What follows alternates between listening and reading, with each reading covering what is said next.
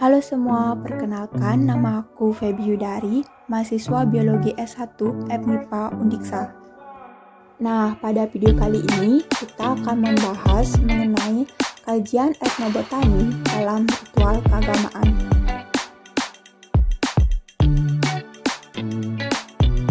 Sebelumnya, apa sih itu etnobotani? Etnobotani merupakan salah satu cabang dari etnobiologi yang mempelajari konsep-konsep pengetahuan masyarakat mengenai tumbuhan, di mana terjadi hubungan timbal balik antara manusia dengan sumber daya alam, yakni tumbuhan, manusia, dan lingkungan. Setiap konsep tumbuhan yang dikaji tentu akan memiliki manfaat yang berguna untuk kehidupan, salah satunya mengenai kajian tumbuhan dalam ritual keagamaan. Berbicara mengenai ritual keagamaan, Pulau Bali dan mayoritas agama Hindu memiliki banyak kegiatan upacara keagamaan, baik itu berkaitan dengan agama Hindu ataupun kegiatan adat setempat. Nah, secara umum ritual dalam agama Hindu dibagi menjadi dua, yaitu pemujaan dan yajna. Dalam yajna dibagi menjadi 5, yaitu Dewa Yajna, Resi Yajna, Buta Yajna, Pitra Yajna, dan Manusia Yajna. Namun dalam hal ini perlu digarisbawahi bahwa setiap ritual keagamaan dari masing-masing daerah di Bali tentunya berbeda-beda tergantung dari ciri khas daerahnya.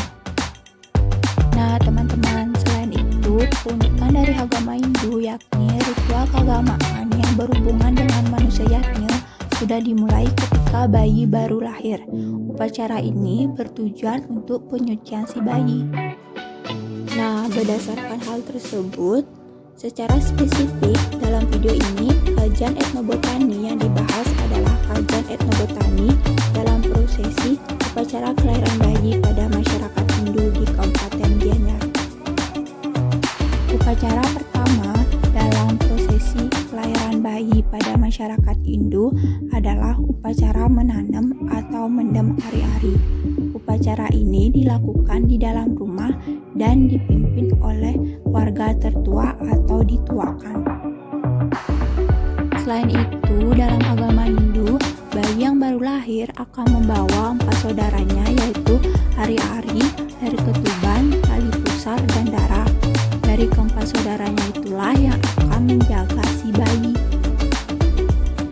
Nah, setelah kita memahami hal tersebut, maka upacara ini tentulah bertujuan sebagai penghormatan dan ucapan terima kasih atas dukungan, baik itu moral maupun material, terhadap segala elemen kehidupan yang terlibat dalam proses kelahiran si bayi itu.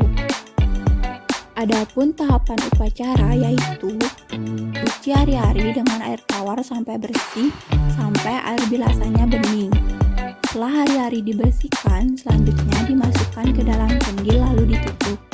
Apabila menggunakan kelapa terlebih dahulu harus dibelah menjadi 2 bagian dan selanjutnya ditutup kembali, atau tempurung kelapa diletakkan di atas kendil.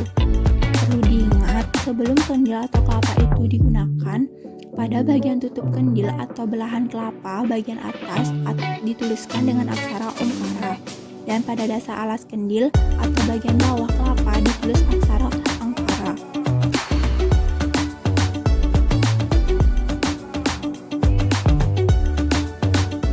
Selanjutnya, ari-ari yang sudah dibersihkan dimasukkan ke dalam tempurung kelapa dan diberi bekal sesuai dengan simbol atau sarana yang digunakan. Kemudian, kendil atau kelapa selanjutnya dibungkus dengan kain putih yang sudah diberi tulisan Padma Melayang. Selanjutnya, membuat lubang di halaman rumah dengan diameter sekitar 25-30 cm dengan kedalaman 40 cm. Kendil atau kelapa ditanam di halaman rumah, tepatnya pada bagian kanan pintu ruang rumah untuk anak laki-laki dan bagian kiri untuk anak perempuan bila dilihat dari dalam rumah. Nah, teman-teman, sampai di sini sudah jelas belum mengenai pembahasan yang tadi? Semoga sudah jelas ya dan dapat dimengerti. Kita lanjut nih pada topik utama kita, yaitu tanaman yang berperan dalam upacara ini atau hubungan upacara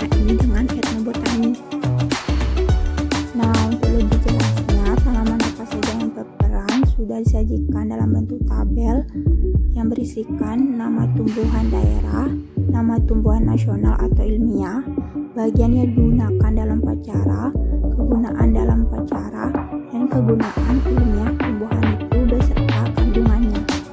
Ada 11 tanaman. Yang pertama, enau atau aren, kegunaan dalam upacara yaitu membungkus kelapa yang berisi ari-ari.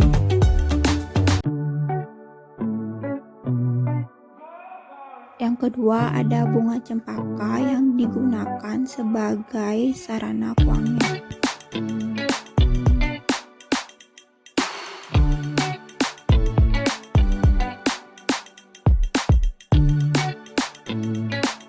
Yang ketiga, ada jepun atau kamboja yang digunakan sebagai sarana wangen. Yang keempat, ada bunga mawar yang berguna sebagai sarana wangen yang ditanam barengan hari-hari. Yang kelima, ada biu atau pisang yang digunakan sebagai sarana wangen.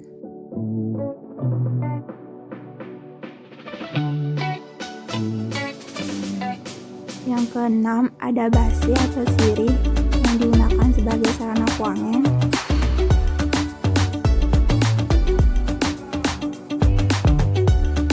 Yang ketujuh, ada sandat atau kenanga yang digunakan sebagai sarana wangen.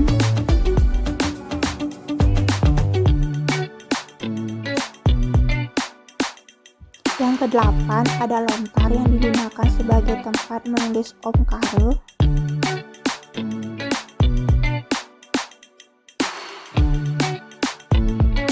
Yang kesembilan, ada padi yang digunakan sebagai segahan 5 macam warna.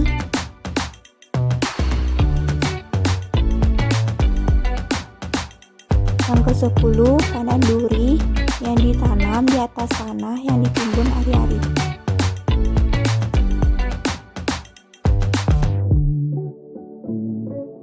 Yang terakhir, rotan yang ditanam bersamaan dengan ari-ari. Nah, sekian pembahasan dari video kali ini.